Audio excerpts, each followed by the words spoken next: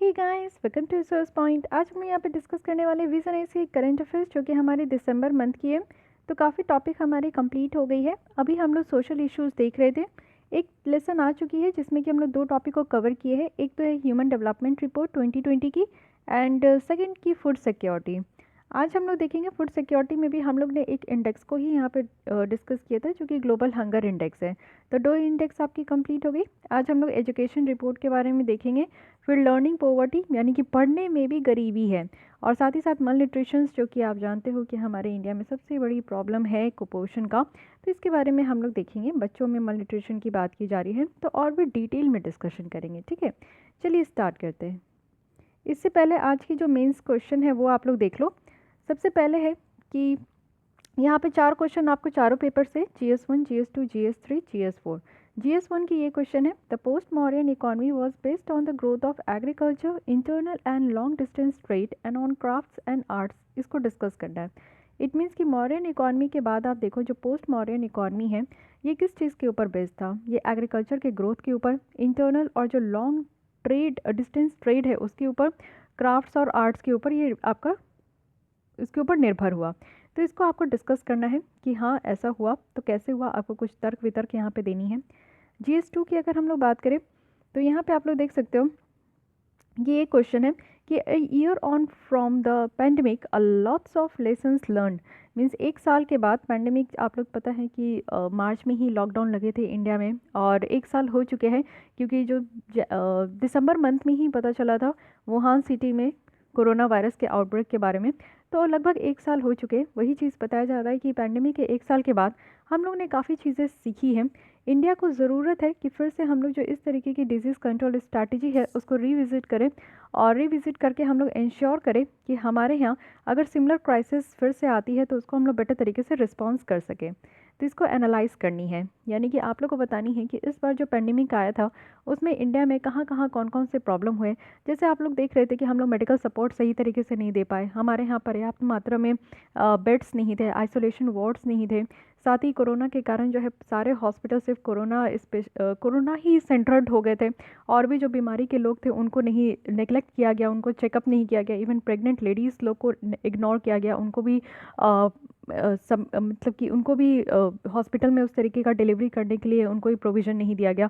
तो ये सारी कमी थी जिसको आपको निकाल के रखना है। ठीक है, और फिर उसका GS3 की बात करें तो GS3 यहाँ पे ये क्वेश्चन है, फर्स्ट क्वेश्चन, कि इंडिया का इंफ्रास्ट्रक्चर सेक्टर एक फर्दर बूस्ट है। तो नेशनल इंफ्रास्ट्रक्चर बैंक ये हमारी थर्ड की एलिमेंट हो सकती है, जो कि ऑलरेडी हमारे यहाँ एक रोबोस्ट प्रोजेक्ट पाइपलाइन है और फेवरेबल पब्लिक पॉलिसी है। तो इसको कमेंट करना है। इट मीन्स कि आपको पता है कि इंडिया का जो इंफ्रास्ट्रक्चर सेक्टर है एक आगे चलकर हम लोग को इससे काफ़ी बूस्ट मिलेगा। कहा जा रहा है कि इंडिया 2024 तक 5 ट्रिलियन इकॉनमी बनने का सपना देख रही है। हालांकि इसको और ज़्यादा डिले करना होगा पैंडेमिक के कारण, लेकिन अगर हमें 5 ट्रिलियन इकॉनमी बननी है तो उससे पहले हम लोग को इंफ्रास्ट्रक्चर बूस्ट करने की ज़रूरत है। तो एक नेशनल इंफ्रास्ट्रक्चर बैंक है जो कि थर्ड की एलिमेंट बताया जा रहा है, और साथ ही साथ इसके अंतर्गत आप लोग देखोगे कि हमारे यहाँ प्रोजेक्ट पाइपलाइन भी है और फेवरेबल पब्लिक पॉलिसी भी है। तो इसको लेते हुए क्या हम लोग यहाँ पे अच्छे तरीके से इंफ्रास्ट्रक्चर सेक्टर्स को बूस्ट कर पाएंगे, तो इसके ऊपर आप लोग को कमेंट करना है। GS4 की बात करें तो ये फोर्थ क्वेश्चन है, corruption is criminal, immoral and ultimate betrayal of public trust. Corruption की बात की जा रही है कि ये क्रिमिनल होता है, इमोरल होता है और पब्लिक ट्रस्ट को कहीं ना कहीं तोड़ता है। तो it is even more damaging in times of crisis, यानी कि जब क्राइसिस होती है किसी कंट्री में, आप लोग देखते हो कि किसी चीज़ की कमी होती है या फिर यहाँ जहाँ पे भी आप देखो कि कमी है वहीं पे करप्शन ज़्यादा होता है। तो वर्ल्ड यहाँ पे एक्सपीरियंस कर रहा है न्यू कोविड-19 पैंडेमिक, तो इसी को यहाँ पे एग्जामिन करनी है। इट मीन्स कि करप्शन के बारे में आप लोगों को बहुत ही बेहतरीन तरीके से यहाँ पे मेंशन करना है। तो ये चारों क्वेश्चंस आपका दिया गया है एक समरी करके, 40 मार्क्स का है, 10 मार्क्स ईच है।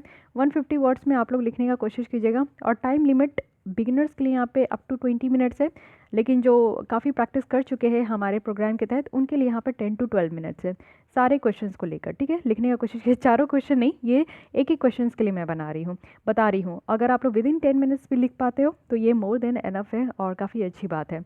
तो लिखिएगा, और अगर आप लोग चाहते हो कि आप लोग भी इसी तरीके से डेली मीन्स आंसर राइटिंग भी प्रैक्टिस करते रहे तो आप लोग हमारे इनिशिएटिव के साथ जुड़ सकते हो, और उसके लिए बस आपको ईमेल आईडी पे मेल करनी है। उसके बाद आप कैसे हमारे साथ जुड़ सकते हो उसकी सारी प्रोसीजर आपको ईमेल के थ्रू ही बताई जाएगी। ओके, तो आइए आगे बढ़ते। नेक्स्ट लेसन में मैं कुछ क्वेश्चन पूछी थी, जैसे ये था कि इंडिया और ईरान के द्वारा एक मेमोरेंडम ऑफ अंडरस्टैंडिंग साइन किया गया था। तो इसमें आपको बताना है कि तीनों स्टेटमेंट्स में से कौन सी स्टेटमेंट्स करेक्ट है। तो फर्स्ट है, जैसे कि आप लोग जानते हो, चाबार पोर्ट जो कि इंडिया और ईरान के बीच में है, और इसको फंडिंग दिया जा रहा है इंडिया के द्वारा, और ये गोल्डन गेटवे कहा जा रहा है क्योंकि इंडिया का ये इस तरीके से चाबार पोर्ट बनाने का मकसद ही ये है कि अफगानिस्तान जो कि एक लैंडलॉक कंट्री है उस तक पहुंच सके और उसके बाद सेंट्रल एशिया तक पहुंच सके। तो first statement is absolutely correct. Second है कि जो ट्रेड टाइज़ है दोनों कंट्रीज़ के बीच में, वो डोमिनेट किया जा रहा है कि इंडिया जो इंपोर्ट करते हैं ईरानियन ऑयल को उसको लेकर, बिल्कुल ये सेकंड स्टेटमेंट भी करेक्ट है। थर्ड भी बिल्कुल करेक्ट है कि इंडिया जो है वो सेकंड लार्जेस्ट बायर है ईरानियन क्रूड का, कच्चे तेल का, ईरान का और चाइना के बाद। तो ये भी सही है। तो तीनों स्टेटमेंट सही है, तो all the statements are correct. So D option यहाँ पे करेक्ट हो गया, ये आप देख सकते हो। उसके बाद ये तो मैं बता दी थी, ये बातें रही, ठीक है। आइए अब हम लोग और भी लेसन अपनी देख लेते हैं। आइए स्टार्ट करते हैं हम लोग अपनी आर्टिकल। ये है state of the education report for India 2020। News में क्यों है? क्योंकि न्यूज़ में ये स्टेट ऑफ एजुकेशन रिपोर्ट 2020 और इसकी जो टाइटल है वो है technical and vocational education training, TVET, और इसको रिलीज़ किया गया है यूनेस्को के द्वारा। तो हर एक चीज़ हम लोग डिटेल में देखेंगे। सबसे पहले कुछ रिपोर्ट के बारे में समझते हैं कि ये रिपोर्ट एक्चुअली है क्या।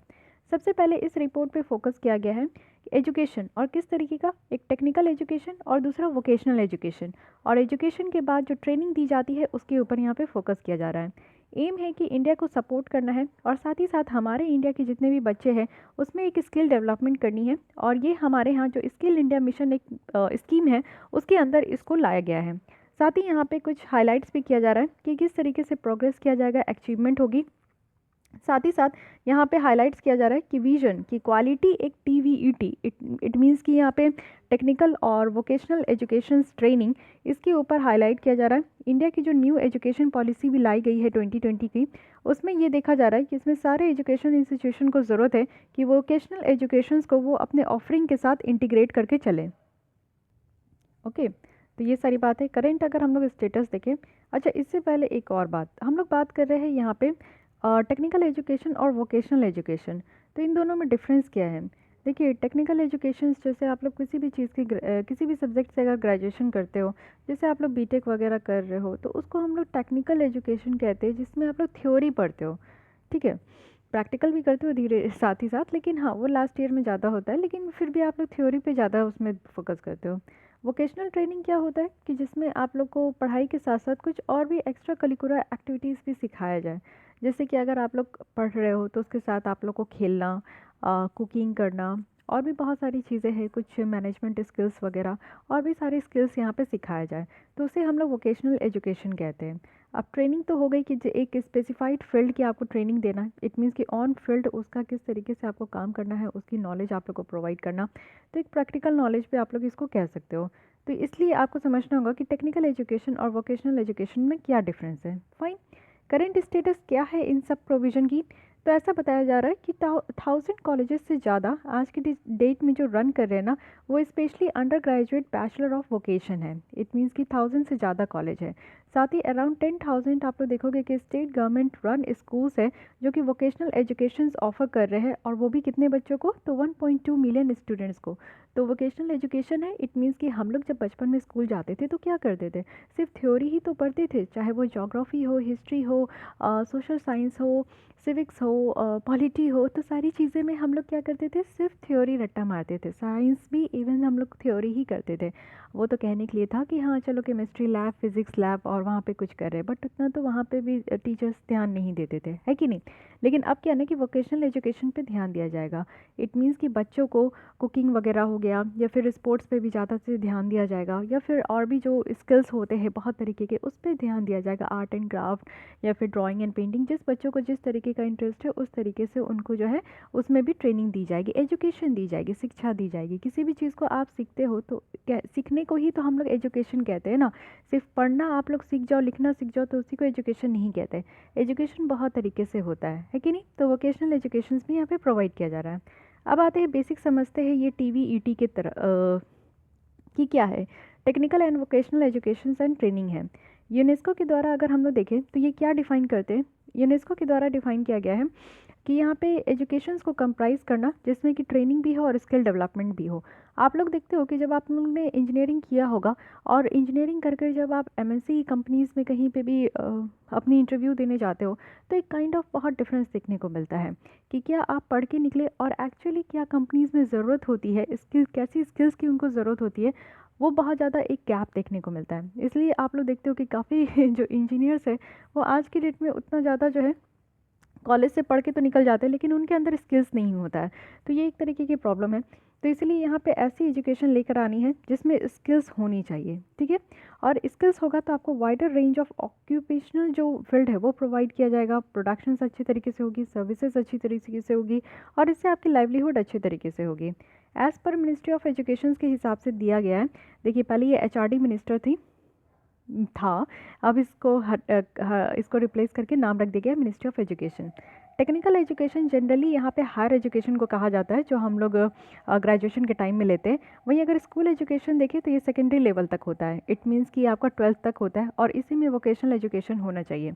और करेक्ट बात है कि स्कूल में ही वोकेशनल एजुकेशन होनी चाहिए। बहुत सारे स्कूल्स में आप देखोगे कि कॉम्पिटिशन्स भी होते हैं और एक तरीके का आपका हाउसेस भी डिवाइड होता होगा जिसमें कि आप लोग अलग अलग तरीके के कंपटीशन में पार्टिसिपेट करते हो। इंटर कॉलेज कंपटीशन भी होता है, इंटर स्कूल कंपटीशन भी होता है। तो वोकेशनल ट्रेनिंग और वोकेशनल एजुकेशन आपको स्कूल में ही प्रोवाइड किया जाता है, लेकिन उसके बाद जब आप लोग ग्रेजुएशन करने जाते हो तो उसको हम लोग टेक्निकल डिग्री कहते हैं, ठीक है।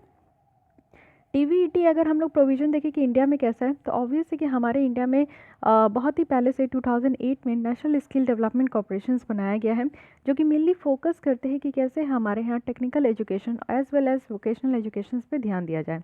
साथ ही हमारे यहाँ national policy of skill development and entrepreneurship है जिसको 2015 में रिलीज़ भी किया गया है। उसके साथ नेशनल स्किल्स क्वालिफिकेशन फ्रेमवर्क है जिसको 2013 में अडॉप्ट भी किया गया है। उसके बाद ministry of skill development and entrepreneur है जो कि नवंबर 2014 में नोटिफाई किया गया था और इनके द्वारा काफ़ी एफर्ट्स लाया जाता है कि कैसे यहाँ पे टेक्निकल एजुकेशन और वोकेशनल एजुकेशन पे फोकस करें, है कि नहीं। अब इसके बाद है इंडस्ट्रियल ट्रेनिंग इंस्टीट्यूट है। इट मीन्स कि हमारे यहाँ आप देखो कि इंडस्ट्री में जो काम करने वाले लोग हैं उनकी ट्रेनिंग इंस्टीट्यूट भी है, पॉलिटेक्निक्स भी है। तो ये longer term training courses provide करते हैं और साथ ही साथ हमारे यहाँ अभी 2020 में नेशनल एजुकेशन पॉलिसी लाया गया जिसमें कि सारे स्कूल्स और कॉलेजेस में वोकेशनल एजुकेशन को इंटीग्रेट करने की बात की। इट मीन्स कि ऐसा नहीं है कि बच्चों को सिर्फ गधा मैन्युफैक्चर करें, जैसे 3 इडियट में आपने देखा था कि कहा गया है कि इंजीनियरिंग कॉलेज से सिर्फ गधे मैन्युफैक्चर होते। तो गधा नहीं, एक इंसान जिसमें कि बहुत तरीके की स्किल्स हो उस तरीके का मैन्युफैक्चर करना है 4 साल में, ठीक है। तो आइए अब देखते हैं कि हमें अपने इंडिया में क्यों इसकी ज़रूरत है। अब आप लोग जो बेसिक अपनी ग्रेजुएशन कंप्लीट कर चुके हो वो इस चीज़ को बेहतर समझते हैं कि क्यों इसकी ज़रूरत है कि नहीं। तो सबसे पहली है कि हमारे यहाँ स्किल्ड वर्कफोर्स की कमी है। जो चीज़ें हमें कॉलेज में पढ़ाई जाती हैं, जब एक्चुअली हम लोग फील्ड वर्क में आते हैं, कंपनीज़ में जाते हैं, वहाँ का काम बहुत अलग होता है, वहाँ पे स्किल्स की रिक्वायरमेंट बहुत अलग होती है। तो उस तरीके के बच्चों में स्किल्स देना चाहिए और वो भी जब से वो हायर एजुकेशन में इंक्लूड हो। साथ ही गवर्नमेंट की जो इनिशिएटिव है उसको सपोर्ट करने के लिए, जैसे हमारे यहाँ मेक इन इंडिया है, कहने का मतलब है कि अब हम लोग अपनी ही कंट्री में सब कुछ बनाएंगे। जैसे मेड इन चाइना की प्रोडक्ट आप लोग बहुत खरीदते हो ना, लेकिन अब ऐसा होने वाला है कि मेक इन इंडिया ही होगा जिसमें कि हमारे मैन्युफैक्चरिंग सेक्टर्स को भी बूस्ट किया जाएगा और सामान भी हमारे यहाँ बनेगी।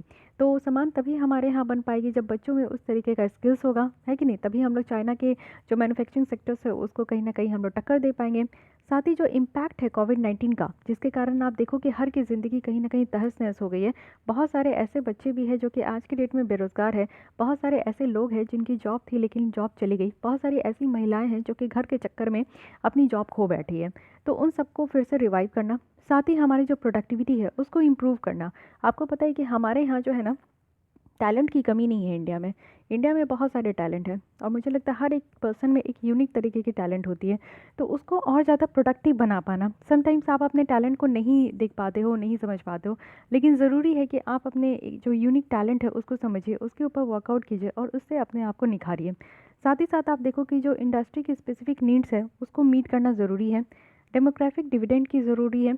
इट मीन्स कि हमारे यहाँ जो टोटल पॉपुलेशन है, एक तो हम लोग यहाँ पे सेकंड मोस्ट पॉपुलस कंट्रीज़ में काउंट होते हैं।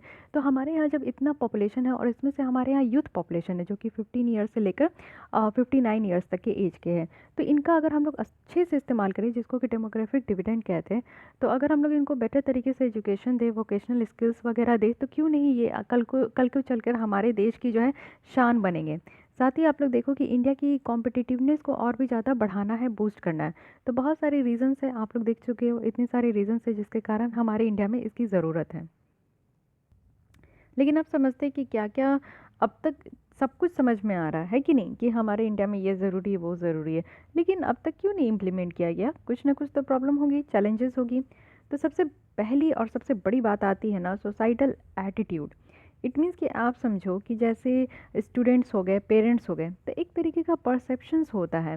इट मीन्स कि आप लोग देखो कि एक तो हमारे यहाँ जो स्कूल में जो ड्रॉप आउट रेट है वो बहुत ज़्यादा है। महिलाओं के लिए भी बहुत ज़्यादा है। बच्चियाँ स्कूल से जो है वो भाग जाती हैं भाग जाती हैं इन द सेंस कि स्कूल्स में पढ़ती नहीं है, क्योंकि बहुत सारी चीज़ें उनके लिए सेपरेट टॉयलेट नहीं होते हैं, या फिर प्रोविज़न नहीं होता है, या फिर लड़कियां जैसे बड़ी होती है तो एक काइंड ऑफ पेरेंट्स के माइंड में होता है कि अब लड़कियों की शादी करनी है, या फिर किचन संभाले तो बेटर है, घर संभाले तो बेटर है, उस तरीके की, पढ़ लिख के क्या करेगी।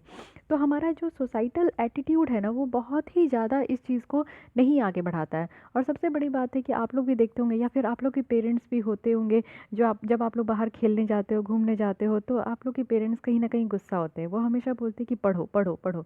बट पढ़ाई हमेशा हर कुछ नहीं होती है। आपका एक एक्स्ट्रा करिकुलर एक्टिविटीज़ होना चाहिए। अगर आप सिर्फ पढ़ रहे हो तो कहीं ना कहीं आप एक दिन के बाद ना डीमोटिवेट हो ही जाओगे। लेकिन अगर आपको पढ़ाई में बोरिंग लग रही है ना, तो आप अपनी जो इच्छा है वो कीजिए।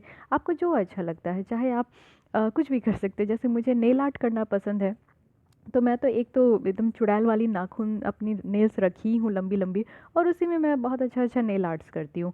तो वो मेरी पसंद है, मेरी एक एक्स्ट्रा करिकुलर एक्टिविटीज़। वैसे तो बहुत सारी है, मैं कुकिंग वगैरह भी करती हूँ, खेलती भी हूँ, स्पोर्ट्स में भी, बैडमिंटन में भी। तो मुझे बहुत सारी चीज़ें अच्छी लगती है। लेकिन हाँ, हर टाइम हर चीज़ तो परमिट नहीं होती ना। अब रात के 2 बजे मुझे खेलने का मन करे बैडमिंटन, तो कौन मेरे साथ रहे। तो वो चीज़ें भी होती है। तो आप लोग ज़रूर कुछ ना कुछ ऐसा अपना स्पेस रखिए जिससे कि आपको इंटरेस्टिंग हो। जैसे मुझे अच्छा नहीं लगता, कभी कभी बोर लगता है पढ़ने में, तो मैं कुछ न्यू न्यू डिशेस बनाने चल जाती हूँ किचन में। तो अच्छा लगता है, लोगों को खिलाइए, घर वालों को खिलाइए, तो खुश हो जाते, तो हमारा भी दिल खुश हो जाता है। तो ये सारी चीज़ें होती है। लेकिन ये सारी चीज़ें ना पेरेंट्स को बहुत बेकार लगती है। मेरे पापा तो मुझे बहुत डांटते हैं कि क्या ये राक्षस हो जैसी नेल्स रखती है, और इसमें इतना ज़्यादा कलाकारी क्या करने की ज़रूरत है। बट पापा को कौन समझाए कि ये लड़कियों की आज की डेट में फैशन की चीज़ है कि नहीं। अब कुछ लड़कियां मेरे से रिलेट कर पा रही होगी, तो वो बेटर चीज़ है। अब आप लोग टीना दावी मैम का ही देखिए, उनका पेंटिंग करने का शौक़ है। वो भी कहती है कि जब पढ़ाई से बोर हो जाती थी तो वो पेंटिंग करती थी। तो हर किसी का शौक़ है, हर कोई 24 घंटा में 12 घंटा नहीं पढ़ सकता है, या फिर डेली सिर्फ आप पढ़ाई करते रहो तो बहुत बोरिंग लगेगा। और सेकंड थिंग है कि मुझे इंटरेस्टिंग लगता है कि मैं इस तरीके का यूट्यूब चैनल और ये वीडियो रिकॉर्ड करके आप लोगों को पढ़ाती हूँ। पढ़ना पढ़ाना भी मेरा शौक़ है। तो मैं जब भी फ्री होती हूँ तो मैं आप लोग के लिए इस तरीके का वीडियो रिकॉर्ड करती हूँ। डेली एक टाइम पे नहीं रिकॉर्ड कर पाती हूँ, लेकिन जब भी मुझे टाइम मिलता है मैं सबसे पहला काम यही करती हूँ दिन भर में। तो आप लोग समझ सकते हो कि अपना एक रखिए, ये इंटरेस्टिंग लगता है, मुझे अच्छा लगता है आप लोग के कमेंट्स पढ़ना, और इस तरीके से एक इंटरेक्शन लगता है आप लोग के साथ। तो वही चीज़ें हैं कि हमारे पेरेंट्स हमें अलाउ नहीं करते, सोसाइटी अलाउ नहीं करती है, लेकिन हाँ, आप लोग को करना चाहिए। तो सबसे पहली चीज़ हमें है कि अगर टेक्निकल एजुकेशन के साथ साथ वोकेशनल एजुकेशन को बढ़ावा देना है, तो पेरेंट्स की थिंकिंग भी चेंज करनी होगी। आप लोग जब कल को पेरेंट्स बनेंगे तो अपने बच्चे को खेलने भी दीजिएगा, डांटिएगा मत, उसको और भी काम करने दीजिएगा। उससे क्या होता है ना कि और भी चीज़ माइंड एक्सप्लोर करने के लिए ना एक्टिव होता है, रिफ्रेश फील होती है कि नहीं। साथ ही सेकंड है कि लैक ऑफ इन्फॉर्मेशन। बहुत सारे लोगों को तो वोकेशनल एजुकेशन की मीनिंग ही नहीं पता होती है कि नहीं।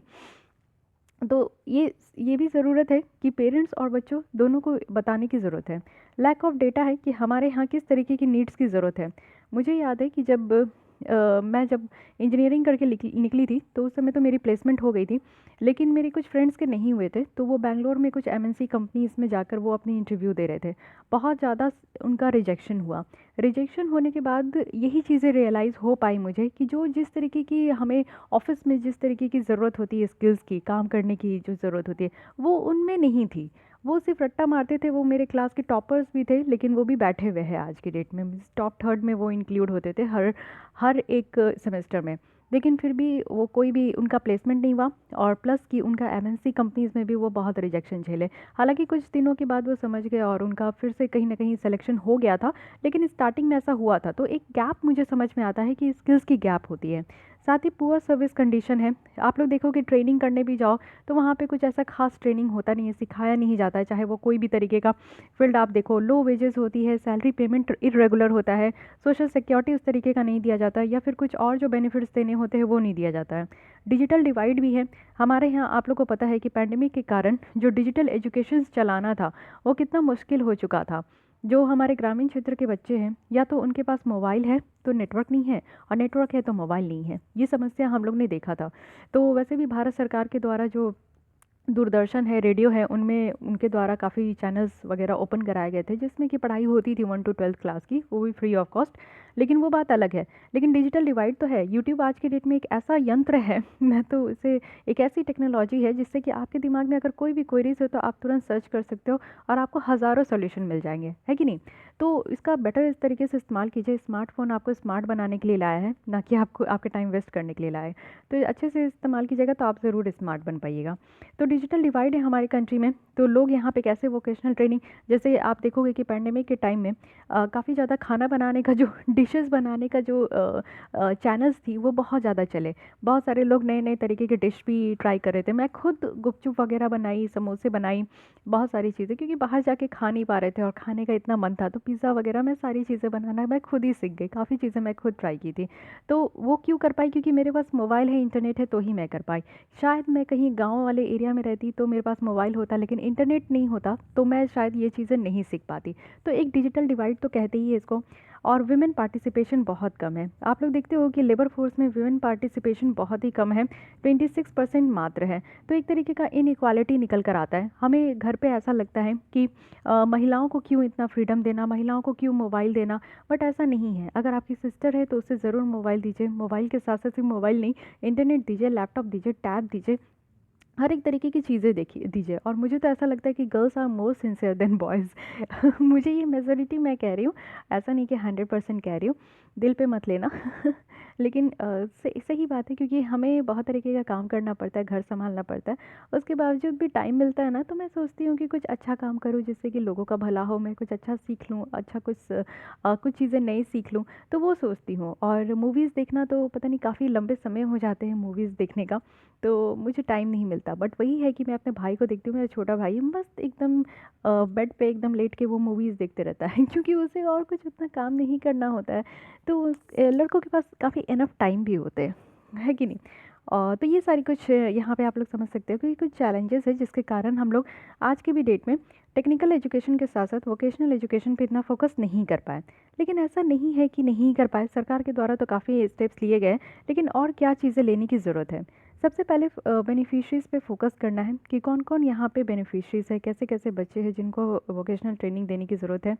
साथ ही एक अच्छा इन्वायरमेंट बनाना है। उस तरीके का इन्वायरमेंट बनाइए जब आपके स्कूल में ये सारी चीज़ें अवेलेबल होगी, बच्चों के अंदर इस तरीके का जागरूकता होगा कि हाँ, उन्हें सिर्फ पढ़ना नहीं है, उन्हें और भी चीज़ें सीखनी है, तो ज़रूर ये चीज़ हो सकती है। साथ ही इसको इंक्लूसिव बनाना है। इट मीन्स कि ऐसा नहीं कि किसी स्कूल में सिर्फ वोकेशनल एजुकेशन चल रहा है और किसी किसी स्कूल में नहीं चल रहा है। इसको इंक्लूशन बनाना है। इट मीन्स कि हर एक तरीके के लोग, चाहे वो डिसेबल पर्सन हो, वुमेन हो, या फिर कोई और डिसएडवांटेज लर्नर हो, सबको इसकी सुविधा मिल सके। साथ ही साथ जो हमारा सस्टेनेबल डेवलपमेंट गोल है उसके साथ इसको मर्ज करने की ज़रूरत है। एक स्ट्रैटेजिक इंपॉर्टेंस आप देख सकते हो इंडिया का, जैसे कि वाटर मैनेजमेंट है, सैनिटेशन है, clean energy, climate change, sustainability. तो इन सारों जगहों पर जो कि हमारा एम है 2030 तक 17 गोल्स को अचीव करना, तो वो सारी चीज़ें हम लोग कर सके। 2030 का जो एजेंडा है उसको हम लोग अचीव कर पाएंगे वोकेशनल एजुकेशन को गेन करके। तो ये सारी चीज़ों पे हम लोग फोकस कर सकते हैं, जिससे कि कोई भी चीज़ इतनी बड़ी नहीं होती कि हम हासिल नहीं कर सकते। हासिल कर सकते हैं, बट एक राइट अप्रोच होना चाहिए, डेडिकेशन होनी चाहिए, है कि नहीं। तो काफ़ी शानदार ये आप रिपोर्ट कोट कर सकते हो। कहीं पे भी आपको लगे कि एजुकेशन में कमी के बारे में आपको लिखना है, तो कंक्लूजन में ज़रूर इस रिपोर्ट को आप कोट करके बता सकते हो कि वोकेशनल एजुकेशन की हमारे इंडिया में कितनी कमी है और इसकी ज़रूरत है।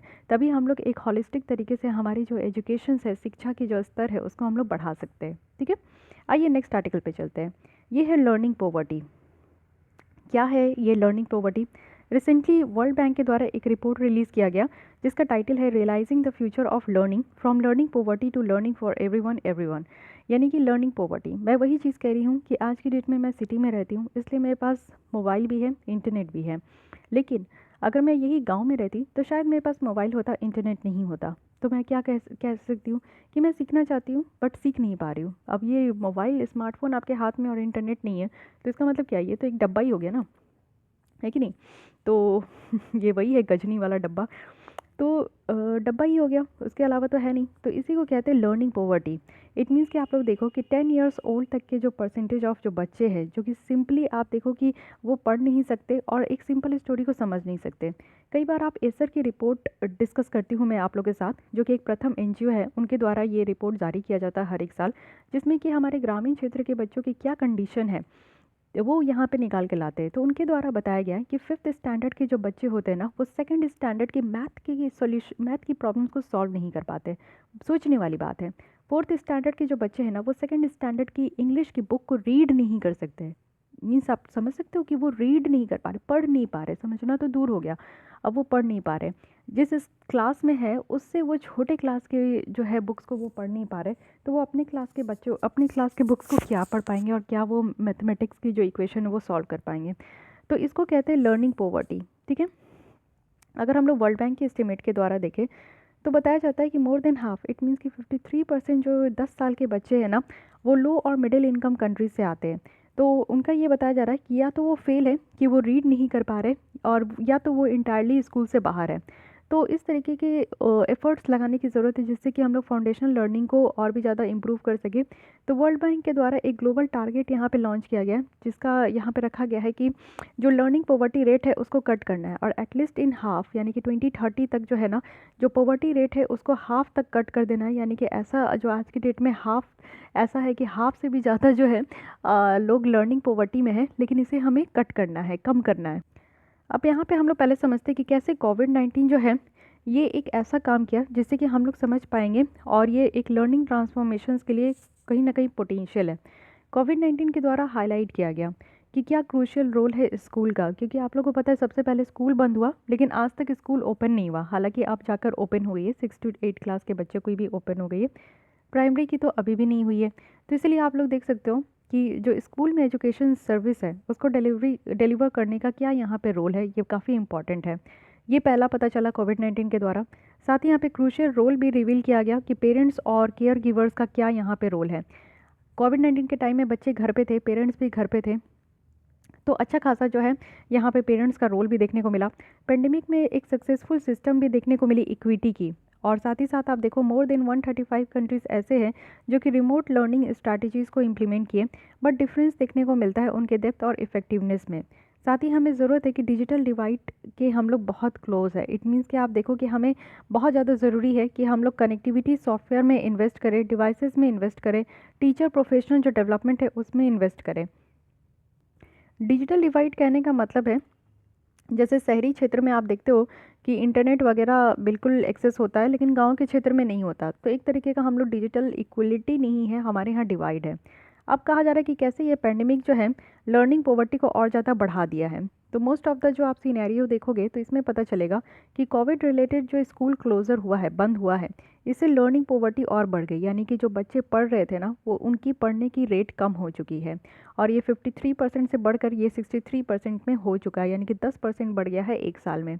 10% पॉइंट जो इंक्रीज़ हुआ है लर्निंग पॉवर्टी में, इससे ये दिखाता है कि एडिशनल जो हमारे 72 मिलियन प्राइमरी स्कूल एज बच्चे हैं ना, वो फेल हो गए हैं सीखने में और शिक्षा ग्रहण करने में। तो ये एक बहुत बड़ी बात है। साथ ही आप देखो at the peak of school closure 1.7 billion जो बच्चे हैं और यूथ हैं, उनके जो क्लासेस है वो इंटरप्ट हो गए। लेकिन हालांकि चलिए आप एक तरफ कहोगे कि जो क्लासेस है वो इंटरप्ट हो गए, लेकिन ऑनलाइन क्लासेस तो जूम पे चल रही थी। तो भैया जूम पे चल रही थी, लेकिन जूम पे जो एक्सेस कर पा रहे थे वो वही बच्चे कर पा रहे थे जिनके पास मोबाइल है और इंटरनेट है। वैसे बच्चों का क्या जिनके पास मोबाइल है और इंटरनेट नहीं है, या फिर वैसे बच्चों का क्या जिनके पास मोबाइल ही नहीं है लेकिन इंटरनेट उनके एरिया में अवेलेबल है। तो इसको डिजिटल डिवाइड कहते हैं। ठीक है, इससे बहुत सारे लोगों की, ये बच्चों की जो है ना स्कूली शिक्षा जो है वो यहाँ पे डिस्टर्ब हुई है। और बहुत सारी लड़कियाँ हैं जिनके पास मोबाइल तो होती ही नहीं है बच्चियों के पास, तो उनको इस तरीके का सुविधा भी नहीं मिला। अगर फर्दर एक्सपोज किया जाए तो हमारे एजुकेशन सिस्टम की वीकनेस देखने को मिली। इट मीन्स कि आप कह सकते हो कि ऐसा हो गया कि हमारे यहाँ जो है education system, online education system देखें तो वो उसकी जो है पोल खुल गई। आप लोग देखो कि जूम पे पढ़ाया तो जा रहा था, बट जूम ऐप ऐसा है कि बहुत सारे टीचर्स उसको ना ऑपरेट नहीं कर पा रहे थे। इट मीन्स कि जो टीचर्स होते हैं उनकी एज ज़्यादा होती है तो वो डिजिटल फ्रेंडली नहीं हो पाते हैं। जैसे आज की डेट में हम लोग या फिर बच्चे बच्चे भी 5 साल के बच्चों को आप मोबाइल दे दो तो वो कोई भी ऐप को अच्छे से ऑपरेट कर लेते हैं। बट हमारे फादर मदर उनको थोड़ी प्रॉब्लम होती है, उनको थोड़ा टाइम लगता है, सीख तो जाते हैं लेकिन टाइम लगता है। तो टीचर्स को भी टाइम लगा सीखने में कि कैसे वो क्लास लेंगे, ऑनलाइन वीडियो कॉल पे कैसे लेंगे। तो इस पे कहीं ना कहीं आप देखोगे कि ठीक है ले तो पाए लेकिन उस तरीके से नहीं ले पाए, वो भी उतना ज़्यादा जो है फ्रेंडली नहीं महसूस कर पा रहे थे। और बहुत सारे हमारे एजुकेशन का जो आउटकम्स है उसका नेगेटिव इम्पैक्ट भी देखने को मिला। तो ये सारी बातें हैं। अब देखते हैं कि क्या की पॉलिसी एक्शंस है जो कि बहुत सारे स्टेक होल्डर्स के लिए लिया जाएगा और जिससे कि हमारी लर्निंग को हम लोग इम्प्रूव कर सकें। तो पहला है लर्नर, यानी कि हम जैसे बच्चे जो कि लर्नर हैं, हमें क्या करना चाहिए, हमारे पास high quality early childhood development होनी चाहिए। यानी कि एक प्रोविजंस है जिसमें कि हॉलिस्टिक तरीके से चाइल्ड डेवलपमेंट में इन्वेस्ट करने की ज़रूरत है, वो भी डेली बेसिस में। हमारा जो डिमांड साइड बैरियर है उसको रिमूव करने की ज़रूरत है। इसमें कि बच्चों को आप देखो कि उनका डिमांड है कि उनके पास स्कूल्स, उनके पास गैजेट्स हो, मोबाइल्स हो, उनके पास जो है इंटरनेट हो। तो ये जो डिमांड है वो पूरी होनी चाहिए और इस डिमांड को फुलफ़िल नहीं होने के लिए जो बैरियर है उसको हटाने की ज़रूरत है। एक ऐसा कंडीशन बनाना है कि बच्चे आराम से जॉय के साथ पढ़ें। ऐसा नहीं है कि पढ़ाई उनको बर्डन लगता है, सारे बच्चे भागते हैं। लेकिन अगर इंटरेस्ट के साथ पढ़ाया जाए और बच्चों में ये इंटरेस्ट जगाया जाए ना तो वो पढ़ाई भी उतने मज़े से करेंगे जितना वो खेलते हैं मन लगाकर। साथ ही साथ टीचर के अगर पॉइंट ऑफ व्यू से देखें तो टीचिंग प्रोफेशन को हमें रीशेप करने की ज़रूरत है। टीचर्स का एक वही इमेज है कि टीचर्स किताब लेकर आएंगे और ब्लैक बोर्ड वाइट बोर्ड में वो लिखना स्टार्ट कर देंगे। बट अब वैसा नहीं होना चाहिए। टीचर्स को काफ़ी फ्रेंडली होनी चाहिए, डिजिटल फ्रेंडली भी होने की ज़रूरत है। और जो इंगेजमेंट है प्री सर्विस ट्रेनिंग की, उसमें बढ़ाने की ज़रूरत है। टीचर्स को एक अच्छा खासा ट्रेनिंग देने की ज़रूरत है और उनको फ्रेंडली बनाना है कि जब स्कूल हो तो वो स्कूल में आकर ब्लैक बोर्ड में पढ़ाए और जब स्कूल नहीं हो तो वो यहाँ पे जूम ऐप में भी पढ़ा सके। लर्निंग रिसोर्सेज अगर हम लोग देखें तो लर्निंग रिसोर्सेज भी यहाँ पे आप लोग देखो कि करिकुलम जो है उसको बहुत ज़्यादा इंश्योर कराना चाहिए कि वो इफ़ेक्टिव है। इट मीन्स कि अगर हम लोग वोकेशनल एजुकेशन दे रहे हैं तो वैसा नहीं कि बच्चों को बस दे रहे हैं और बच्चे उसका उपयोग ही नहीं कर रहे हैं। ऐसा नहीं लग रहा है कि बच्चों को अगर यहाँ पे वोकेशनल एजुकेशन दिया जा रहा है तो उसका कुछ फ़ायदा भी हो रहा है। नहीं, उसका कुछ फ़ायदा भी होना चाहिए और वो दिखना भी चाहिए। साथ ही असेसमेंट भी होना चाहिए टाइम टू टाइम कि हाँ बच्चे सीख रहे हैं कि नहीं, किस बच्चों को किस तरीके की चीज़ों में इंटरेस्ट है, तो ये सारा चीज़ भी करना चाहिए। हाई क्वालिटी और एज अप्रोप्रिएशन बुक होनी चाहिए। बच्चों को अच्छा खासा बुक हो, जैसे कि आप एनसीईआरटी पढ़ते हो तो आपको बहुत मज़ा आता होगा, एकदम कलरफुल होते हैं, बूझो जानो, ये तो मुझे बहुत पसंद आते हैं वो लोग। तो आप लोग देखते हो कितना अट्रैक्टिव बनाया जाता है बच्चों के लिए किताब। सो हाई क्वालिटी होनी चाहिए तो बच्चे जो है ना पढ़ने में मज़ा आएगा उनको। और साथ ही साथ आप देखो कि उनके पास टेक्नोलॉजी भी होनी चाहिए कि हमारे टाइम का नहीं कि जब हमें किसी भी चीज़ को सर्च करना होता था तो हम डिक्शनरी खोल के बैठते थे। वो लोग के पास इस तरीके का गैजेट हो कि वो आराम से गूगल कर सके। ठीक है। साथ ही साथ स्कूल की बात करें तो स्कूल में इंश्योर कराना है कि सारे बच्चे और जो यूथ है उनके पास स्पेस हो कि वो सही तरीके से लर्न कर सके, सीख सके। एक कंडीशन ऐसा बनाना है जिसमें कि जो गलत तरीके का बुलिंग वगैरह होता है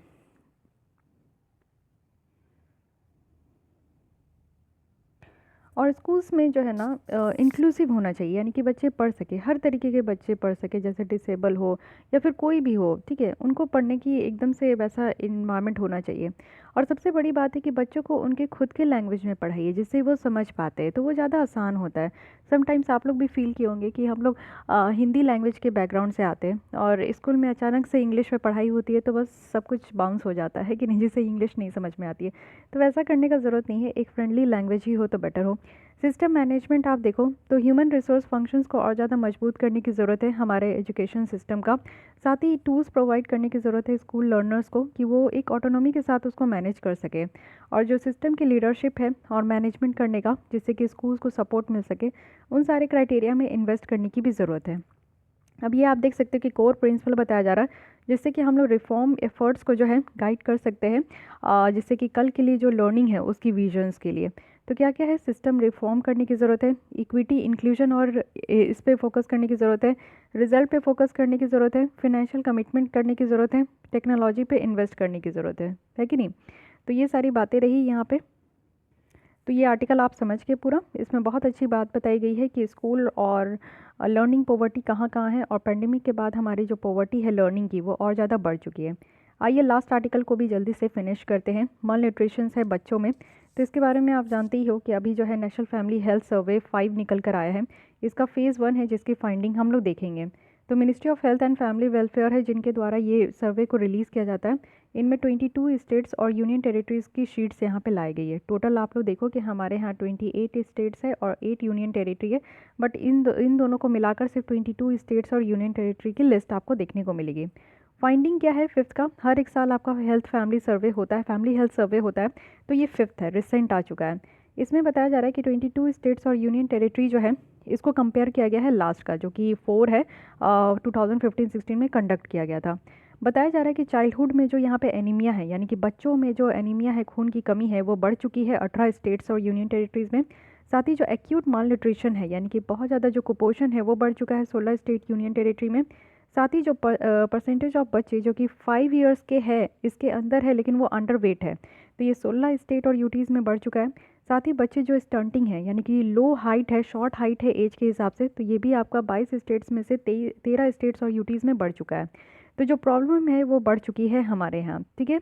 और कुछ इम्प्रूवमेंट भी देखने को मिला है, यानी कि बताया जा रहा है कि जो मल न्यूट्रिशन है, जैसे कि sanitation, clean cooking, fuel, women की स्टेटस, ये सारी चीज़ें कहीं ना कहीं आप देखोगे कि इम्प्रूव भी हुआ है। मल न्यूट्रिशन का मतलब क्या होता है? मल न्यूट्रिशन एक टर्म है जो किसी की डेफिशिएंसी को रेफ़र करता है। अब डेफिशिएंसी आप लोग ने पढ़ा होगा, विटामिन की डेफिशिएंसी होती है, मिनरल्स की डेफिशिएंसी होती है, या फिर कुछ चीज़ एक्सेस हो गई, या आप समझते हो कि हमारे बॉडी में अगर फैट एक्सेस हो जाती है तो हमें ओबेसिटी की प्रॉब्लम होती है, या किसी भी चीज़ की इम्बैलेंस हो गई, जैसे हार्मोनल इम्बैलेंस हो गई, तो अलग तरीके की हमें प्रॉब्लम होती है। तो ये सब ऐसे होता है जब हम लोग एनर्जी को इंटेक करते हैं या न्यूट्रिएंट्स को इंटेक करते हैं, ठीक है। तो या तो हम लोग जो है ज़रूरत से ज़्यादा खा रहे हैं या तो ज़रूरत से कम कैलोरी को ले रहे हैं, तो इस तरीके से हम लोग इसको मल न्यूट्रिशन कहते हैं।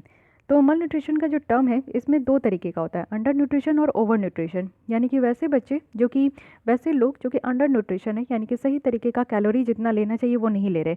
एक दिन में 1800 से 2000 कैलोरी एक हेल्दी पर्सन को लेना चाहिए, या 2200 कैलोरी भी आप बोल सकते हो। इतना कैलोरी अगर आप नहीं ले रहे हो तो यानी कि आप अंडर न्यूट्रिशन में आ रहे हो। अगर इससे ज़्यादा ले रहे हो तो आप ओवर न्यूट्रिशन में आ रहे हो, यानी कि ज़रूरत से ज़्यादा खा रहे हो, दूसरे आदमी का भी खाना आप ही खा ले रहे हो, समझ लिए ना। तो अगर आप अंडर न्यूट्रिशन हो, कहने का मतलब है कि यहाँ पे स्टंटिंग होगा, आपकी हाइट नहीं बढ़ेगी, एज बढ़ते जाएगा लेकिन बौने रह जाओगे, वेस्टिंग रहेगा यानी कि लो वेट रहेगी, पतला दुबला बच्चा रहेगा, हाइट लंबी हो जाएगी लेकिन एकदम पतला दुबला है। अंडर वेट है यानी कि लो वेट है, जितना हाइट है उस हिसाब से वेट होना, जितना एज है उस हिसाब से वेट होना चाहिए ना, तो वो भी नहीं होगा। साथ ही माइक्रो न्यूट्रिएंट डेफिशिएंसी होगी, जैसे विटामिन की कमी आप लोग पढ़ते हो, तो ये चीज़ें देखने को मिलेगी। ओवर न्यूट्रिशन में क्या है कि ओवर वेट हो जाएगा, मोटापा, diet related non communicable disease होगी, जैसे हार्ट डिजीज़ होगा, स्ट्रोक होगा, डायबिटीज़ होगी, कैंसर होगी। तो बिन बुलाए जो मेहमान है ये आपको अटैक कर सकता है अगर आप ज़रूरत से ज़्यादा खाना खा रहे हो तो, ठीक है। अब इम्प्रॉपर न्यूट्रिशंस का क्या इम्प्लीकेशन है हमारे यहाँ? इंटर जनरेशनल इफेक्ट्स देखने को मिलता है, यानी कि एक जनरेशन से दूसरे जनरेशन में भी देखने को मिलता है। इट मीन्स कि आप देखो कि अगर माता पिता वो अगर नहीं समझ रहे कि प्रॉपर डाइट किसे कहते हैं, तो ऑब्वियस है कि उनके बच्चे होंगे ना, तो वो भी नहीं समझ पाएंगे कि प्रॉपर डाइट किसे कहते हैं, क्योंकि जब माता पिता को खुद ही नहीं पता है तो वो अपने बच्चों को कैसे समझाएंगे, ठीक है। दूसरी है कि वल्नरेबिलिटी डिजीज़ेज़ की बहुत बढ़ते जा रही है। आप देख रहे हो कि डायरिया, मीजल्स, मलेरिया, न्यूमोनिया, ये सारी डिजीज़ जो है बढ़ते ही जा रहा है, जिसके कारण भी जो है मल न्यूट्रिशन की केसेस निकल कर आती है। डेवलपमेंट डिले हो रहा है, यानी कि मल न्यूट्रिशन जो आप देखते हो कि जो गवर्नमेंट की जो जितनी भी सर्विसेज है, स्कीम्स है, उसको इम्प्लीमेंट करने में देरी होता है। लो प्रोडक्टिविटी है लैटर इन लाइफ, यानी कि वर्ल्ड बैंक के द्वारा ये बताया गया कि जो बच्चों की स्टंटिंग होती है ना, शॉर्ट हाइट होती है, उससे आप लोग देखो कि 1% तक जो एडल्ट होते हैं ना, वो अपने शॉर्ट हाइट के साथ जीते हैं। पुअर मैटरनिटी हेल्थ है, इट मीन्स कि अंडर न्यूट्रिशंस में विमेन जो है ना, वो greater risk of pregnancy related complications देखती है। या फिर आप देखते हो कि भाई कई बार ऐसा होता है कि विमेन की जो प्रेग्नेंट विमेन होती है वो डिलीवरी के टाइम जो है उनकी डेथ हो जाती है। तो इट मीन्स कि वो मल न्यूट्रिशंस वाली लेडीज़ होती है जो कि उतना पेन नहीं सह पाती है, या फिर उनकी बॉडी इतनी कैपेबल नहीं हो पाती है। साथ ही सोशियो इकोनॉमिक डेवलपमेंट का भी बैरियर है। इट मीन्स आप देखते हो कि हमारे कंट्री में इस चीज़ की रहती है, और साथ ही साथ हमारे कंट्री में, हमारी सोसाइटी में पॉवर्टी है, गरीबी है, जिसके कारण हमें ये देखने को मिलता है। लेकिन ऐसा क्या रीज़न है जिसके कारण हमारे यहाँ माल न्यूट्रिशन बढ़ते जा रहा है? यानी कि नेशनल फैमिली हेल्थ सर्वे 4 के हिसाब से 5 में सारी चीज़ें बढ़ गई, स्टंटिंग, वेस्टिंग, एनीमिया, निमोनिया सब बढ़ गया। क्यों बढ़ गया? सबसे पहला हाउस होल्ड इनकम आपकी रिड्यूस हो गई। यानी कि आप लोग देखो कि जो इकोनॉमिक ग्रोथ स्लो डाउन हो गया लास्ट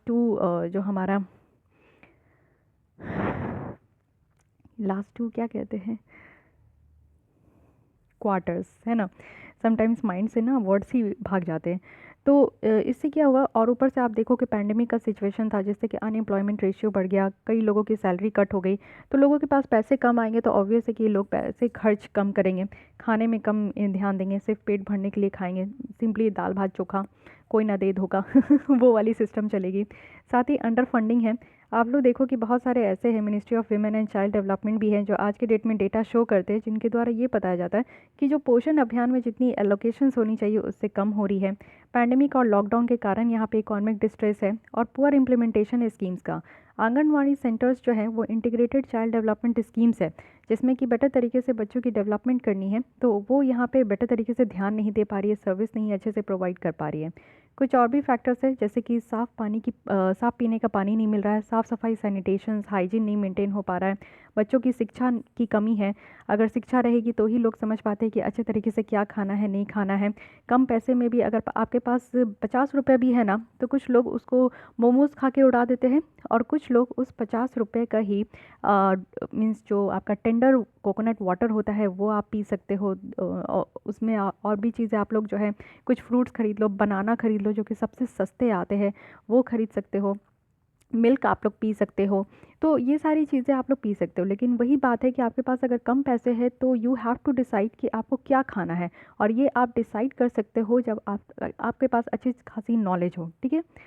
वे फॉरवर्ड में बताया जा रहा है कि हमें एम्प्लॉयमेंट सेंटर्ड ग्रोथ करना है, बहुत ज़रूरी है। बच्चे बेरोज़गार घूम रहे हैं, उनको यहाँ पे बेरोज़गारी को दूर करना ज़रूरी है। रोज़गार होगा, लोग कमाएंगे, कुछ पैसे आएंगे, तो ऑब्वियस है कि वो अच्छे तरीके से अपने हेल्थ का ध्यान देंगे। और प्रेजेंट इनिशिएटिव को और ज़्यादा स्ट्रेंथन करने की ज़रूरत है। हमारे यहाँ स्कीम्स बहुत अच्छे अच्छे, पोषण अभियान है, नेशनल न्यूट्रिशन मिशन है, इंटीग्रेटेड चाइल्ड डेवलपमेंट स्कीम है, तो इन सबको जो है बहुत अच्छे तरीके से स्ट्रेंथन करने की ज़रूरत है। लोगों की बिहेवियर चेंज करने की ज़रूरत है, क्योंकि लोगों की बिहेवियर बहुत ज़्यादा रिजिड है, वो चेंज नहीं होना चाहते हैं, तो चेंज करने की ज़रूरत है। न्यू चीज़ अडॉप्ट कीजिए, समझिए क्या क्या है। डेटा इनिशिएटिव की ज़रूरत है, हमारे यहाँ डेटा की कमी है तो सर्वे बेटर तरीके से नहीं हो पाता है। फूड फोर्टिफिकेशन की ज़रूरत है। इट मीन्स कि आप लोग को पता है कि FSSAI के द्वारा फूड फोर्टिफिकेशन पे ध्यान दिया जा रहा है। इट मीन्स कि जो भी फूड आप लोग खा रहे हो, जैसे राइट, व्हीट फ्लोर, सॉल्ट हो गया, मिल्क हो गया, तो इसमें +F का लोगो आपको देखने को मिलेगा। Even mustard oil, refined oil, सब में आपको +F ऑयल देखने को मिलेगा। तो जहाँ पे भी जिस पैकेट में आपको +F देखने को मिलेगा, आप समझ जाइएगा कि उसमें कुछ % ऑफ विटामिन एक्स्ट्रा इंक्लूडेड है, कुछ % ऑफ मिनरल्स एक्स्ट्रा इंक्लूडेड है। तो इससे क्या होता है ना कि आपके बॉडी में जो आयरन की कमी है, विटामिन आयोडीन की कमी है, तो ये पूरा हो जाता है। तो फूड फोर्टिफिकेशंस का भी फंडा लाया गया है।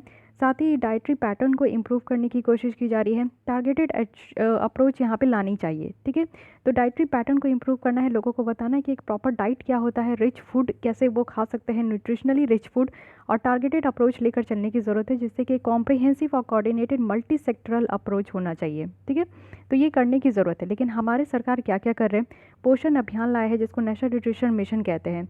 ये एक फ्लैगशिप प्रोग्राम है, बहुत बड़ा प्रोग्राम है, पूरा पैन इंडिया प्रोग्राम है, जिसमें कि बच्चे, प्रेग्नेंट वीमेन और लैक्टेटिंग मदर पे ध्यान दिया जा रहा है।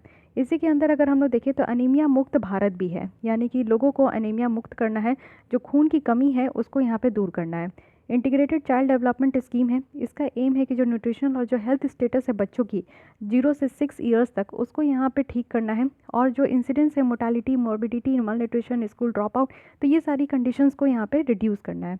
मिड डे मील स्कीम, यानी कि एक दिन में स्कूल में बच्चों को खाना दी जाती है तो उसकी क्वालिटी बढ़ाइए, उसमें विटामिन्स की, मिनरल्स की, कार्बोहाइड्रेट्स की जो मात्रा है वो बढ़ाइए। साथ ही पब्लिक डिस्ट्रीब्यूशन सिस्टम, कल ही हम लोग ने देखा कि PDS में बहुत ज़्यादा करप्शन होता है, तो यहाँ पे जितने 75% जो रूरल पॉपुलेशंस और 50% जो अर्बन पॉपुलेशंस को कवर किया जाता है, तो उसको बेटर तरीके से कवर किया जाए। टारगेटेड यहाँ पे पब्लिक डिस्ट्रीब्यूशन सिस्टम में जितने भी फूड ग्रेन्स को सस्ते दाम में फूड ग्रेन्स यहाँ पे डिस्ट्रीब्यूट किए जाते हैं, तो उस पर ज़्यादा फोकस किया जाना चाहिए, ठीक है। तो गाइस यहाँ पे हमारी सोशल इश्यूज़ की भी लेसन कवर हो गई। एक बार रिकॉल कर लेते हैं कि हमने क्या क्या पढ़ा, है ना। माल न्यूट्रिशन आप लोग समझ गए, 2 तरीके का होता है, अंडर न्यूट्रिशन, ओवर न्यूट्रिशन। इसका इम्प्लीकेशन क्या है। और हाँ, ये सर्वे जो है ना, इसकी फाइंडिंग आप लोग कहीं पे भी इंक्लूड कर सकते हो अगर इस तरीके का आपको सोशल इश्यूज़ या सोशल इश्यूज़ की टॉपिक अगर देखने को मिला, या फिर अगर आप लोग ऐसे भी लिख रहे हो तो वहाँ पे भी इंक्लूड कर सकते हो। इम्प्लीकेशन हमने देखा इम्प्रॉपर न्यूट्रिशन का क्या इम्प्लीकेशन है, क्या रीज़न है जो कि इस तरीके का माल न्यूट्रिशन की केसेस बढ़ रही है, और क्या करना चाहिए और सरकार के द्वारा क्या किया जा रहा है। तो ये सारी चीज़ें हम लोग ने बेटर तरीके से देख ली है कि नहीं। अब चलिए आगे बढ़ते हैं, और आज के लिए इतनी ही है, लेकिन नेक्स्ट लेसन आप लोग को कल्चर में भी मिल जाएगा, ठीक है। बहुत जल्द हम लोग विज़न आइज़ की टेस्ट सीरीज़ स्टार्ट करने वाले, मैं 1-2 दिन में आप लोग को सामने अनाउंस करूँगी कि कब से स्टार्ट होगा, क्या प्रोसीजर है, सारी चीज़ें मैं बताऊँगी। मैं खुद ही प्लान कर रही हूँ अभी, तो आप लोग के पास ज़रूर रखूँगी 1-2 दिन में। तो आज के लिए बस इतना ही, और अगर आपको ये लेसन अच्छी लगती है तो लाइक कीजिए, अपने दोस्तों के साथ भी शेयर कर सकते हैं। कोई डाउट, कोई सजेशन है तो कमेंट कीजिए, एंड मेक श्योर कि आपने हमारे चैनल को सब्सक्राइब कर लिया है। Thank you.